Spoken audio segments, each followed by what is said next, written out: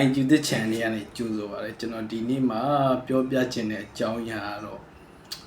တဘာဝနဲ့သက်ဆိုင်တဲ့ဘိုင်းပေါ့နော်ကျွန်တော်တို့ဘယ်လိုပြောမလဲဟိုတစ်ပင်ချစ်မြတ်နူးတာမျိုးပဲဆိုတဘာဝကိုချစ်မြတ်နူးတာပဲဆိုပေါ့နော်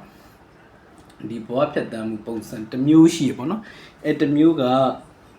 ကဘာမှာတော့တချို့နိုင်ငံတွေပေါ့နော်သူတစ်ဖြစ်တော့ Australia လိုနိုင်ငံမျိုးကလူတွေကအဲ့ဖြတ်တန်းတဲ့ပုံစံမျိုးအနေများတယ်ပေါ့နော်တော့ဘာမာကာချာလို့ခေါ်တဲ့ lifestyle မျိုးပေါ့နော်ပြီးတော့ကျွန်တော်တို့ဘယ်နိုင်ငံမှာလည်းမသိကျွန်တော်တို့ Finhoi Eco Valley ဆိုတာရှိရပေါ့နော်ကျွန်တော်တို့ Eco ရွာလိုမျိုးလေးပေါ့နော်သူတို့ရွာဆိုလို့ဒီနေထိုင်တဲ့အစာအုပ်ပုံစံတွေဒီခြံဝင်းထဲမှာရှိတဲ့အစာအသောက်တွေပေါ့နော်နောက်ပြီးတော့နေအောင်ရရှိမှုတွေနောက်ပဲဆိုငွေကြီးရဆိုသူတို့ငွေကြီးနဲ့သူတို့သုံးတာလို့မျိုးလည်းကျွန်တော်တွေ့ရရပေါ့နော်အဲ့လိုဖြတ်တန်းတဲ့ပုံစံမျိုးအကြောင်းပေါ့နော်အဲ့ဒီကနေမှကျွန်တော်တို့မြန်မာပြည်အနေနဲ့ကြိုက်တော့ဒီပါမာကာချာလိုမျိုး apply လုပ်တင်တယ်ပေါ့နော်အသုံးချတင်တယ်ဆိုတဲ့အကြောင်းဝေမျှချင်တာပါဘာလို့ဝေမျှချင်တာလဲဆိုကျွန်တော်တို့မှာဒီ lifestyle မျိုးဖြတ်တန်းတဲ့ဟိဆိုရင်ဥမာအဓိကတော့အရေးကြီးကတော့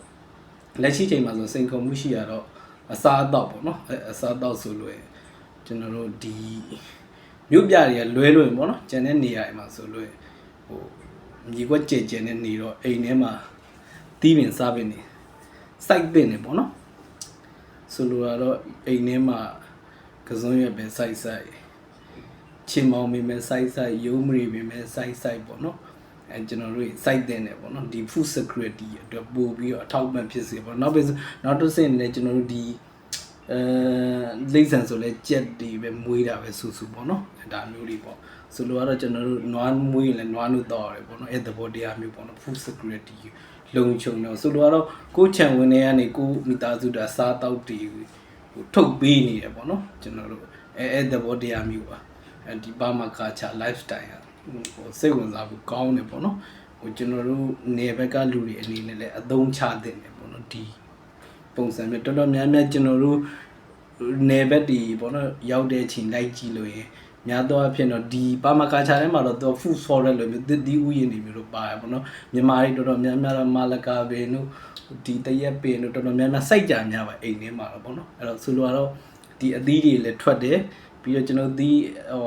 အသီးနှံတွေလည်း vegetable တွေလည်းထွက်တယ်ပေါ့နော်နောက်ပြီးတော့